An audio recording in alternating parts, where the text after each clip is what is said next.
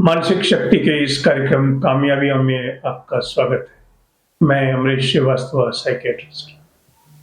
इस कार्यक्रम में मैं चर्चा करता हूं हमारे छात्रों के बारे में, उनकी समस्याओं के बारे में।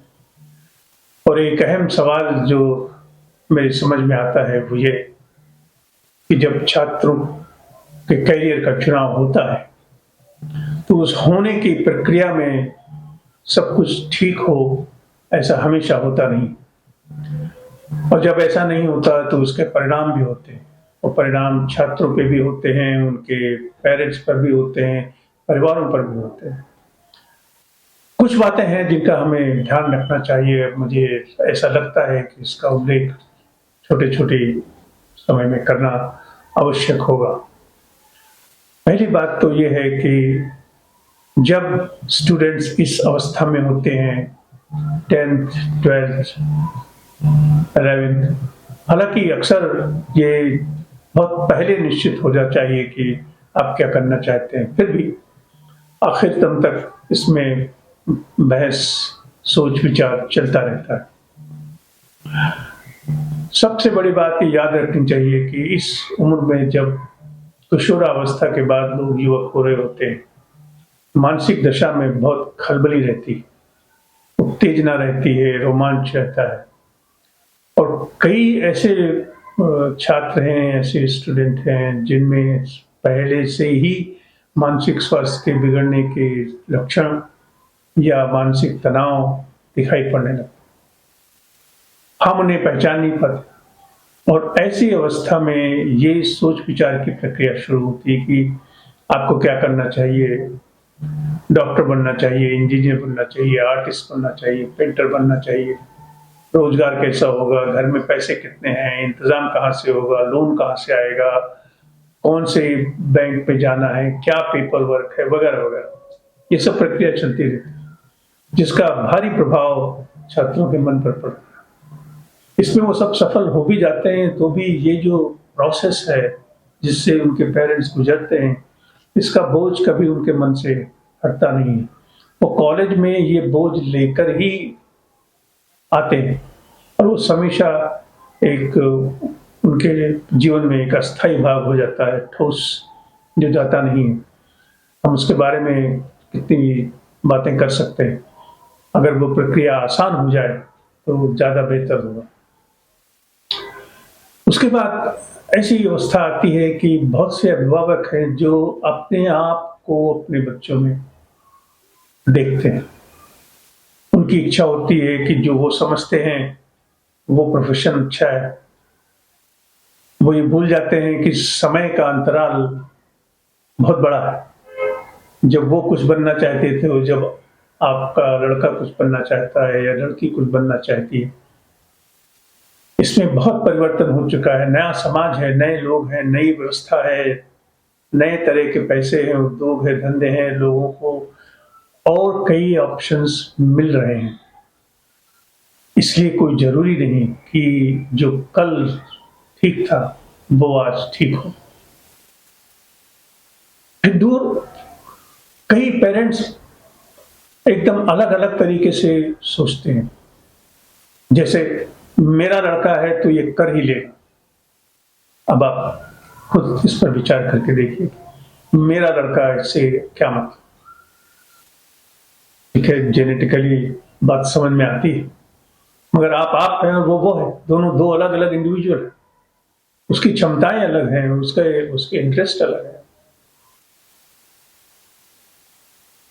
फिर कई जगह ऐसा होता है कि बच्चे एडोलेसेंस क्राइसिस के बाद बहुत रिबेलियस नेचर के होते हैं। अगर इस व्यवहार को आप समझ नहीं पाते तो उसका उल्टा प्रभाव होता है। वो वही करते हैं जो आप नहीं चाहते और ये मामला बिगड़ जाता है।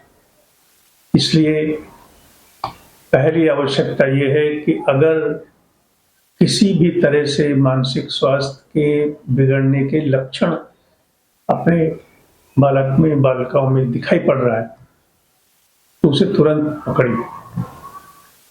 या आप ये जानने की कोशिश कीजिए कि ये छात्र जो भी निर्णय ले रहा है जीवन में कुछ करने का, वो स्वतंत्र स्वायत्त रूप से ले रहा है या किसी प्रत्यक्ष या परोक्ष दबाव के भीतर ले रहा है। क्या वो ये बनना चाहता है जो उसके पिता नहीं बन पाए? क्या वो बनना चाहता है जिससे परिवार की हालत अच्छी हो जाए? इसमें कोई बुराई नहीं है, मगर समस्या ये है कि इसका बोझ लेकर आप कुछ करना चाहते हैं तो आपकी आधी ऊर्जा उस बोझ को ढोने में लगती है और आधी में आप अपनी पढ़ाई लिखाई और करियर बनाना चाहते हैं।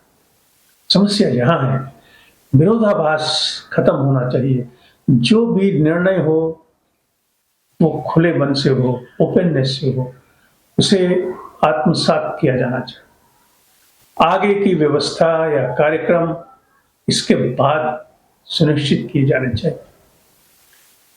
सबसे जरूरी बात है ये देखना कि निर्णय के प्रोसेस में जो तनाव उत्पन्न होता है उससे कोई मानसिक तकलीफ न शुरू हो जाए, वरना मामला शुरू होने के पहले बिगड़ चुका होता है।